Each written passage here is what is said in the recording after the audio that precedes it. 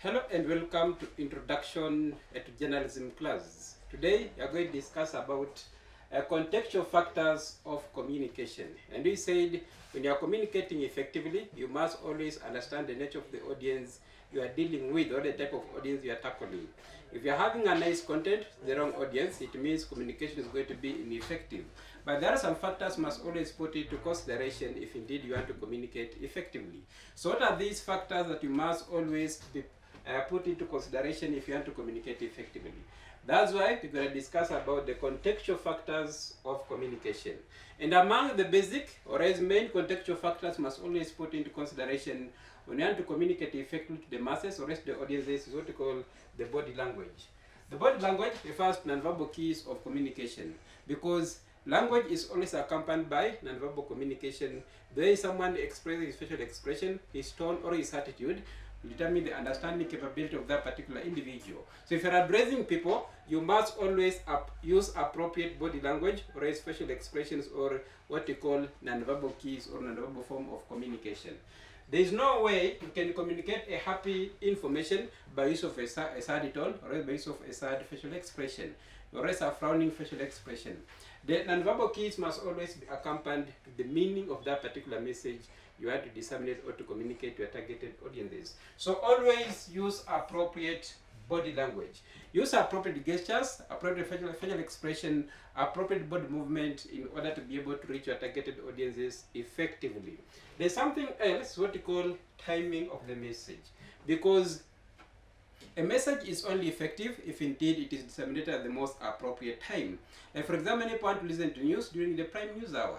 There's no way you can communicate appropriate news during breaking news during just any other time. You must always have appropriate timing of the message. And the most appropriate time is at the time when the audience are willing to listen to your message or to the content of communication. So come up with the appropriate message and make sure the message is communicated at the most appropriate time. If the message is stale, no one is interested in that particular news. That's why news must always be timely, must always be at the time whereby many people to listen or know what has transpired or what is happening at that particular time. So have appropriate time of disseminating the message at the time whereby your audience is still willing to listen to your content of communication. Then another factor you must always put into consideration when you want to communicate effectively is what we call the environment. The place of communication determines the understanding capability of that particular message because you have environmental factors that always affect the forms of communication. Some of the environmental factors that affect communication process is what we call the noise, because when you are communicating information at a noise place, many people won't be able to pay attention. Or else at a place where you have a lot of distractors, many people maybe are concentrating on something else, they cannot be able to pay attention to what you are trying to communicate or else the type of message you are disseminating to them. So look for the most conducive environment or else appropriate environment of communicating your messages to your targeted audiences. If you are using a wrong environment, let's say for example you're talking about let's say an education class or you are teaching in a class and you're at a marketplace, it means most of your audiences won't be paying attention and out of that communication is going to be ineffective. So use the most appropriate environment to communicate your message. Then how about it's called feedback. Now communication is only effective when there is a feedback. Without a feedback we say communication is ineffective. Because in process of communication, we have the sender, the recipient, of course you have the medium of communication, and there must be the feedback of the communication. When someone gives you a feedback, can either be positive feedback or negative feedback. If a positive feedback simply means that the listener or the recipient of the message gave appropriate meaning to the content of communication, which means he understood the message and he has given a positive meaning to that particular message of communication. But a negative feedback may be because the recipient is not in liaison with you or is not in agreement with what you are saying, or if the recipient did not understand the message of communication.